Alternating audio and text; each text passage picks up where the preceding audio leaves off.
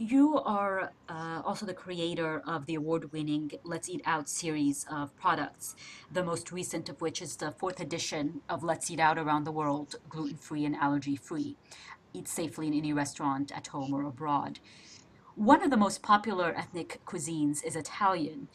Can you give us advice on eating gluten-free at an Italian restaurant? Sure. From an Italian restaurant, what's very interesting is a lot of people think that once they're diagnosed with celiac disease or are following a gluten-free diet, that that's one of the cuisines that's going to be the hardest. Whereas in my perspective, that's one of those that are much easier than some of the other cuisines. Reason being is that it's a matter of being able to navigate the menu, looking at what you can and can't eat, and understanding the ingredients in food preparation, and then actually communicating what your dietary needs are.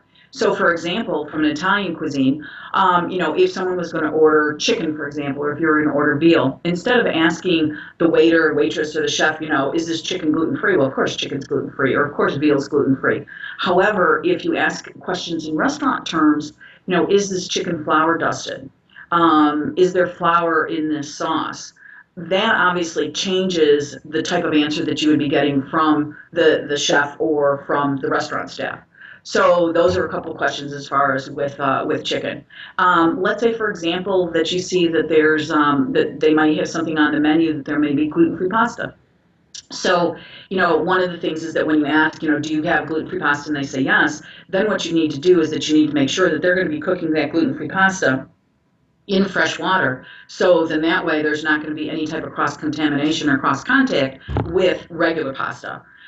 So that's another example of making sure that that your pasta is going to be gluten free, even though the pasta itself starts out at gluten free.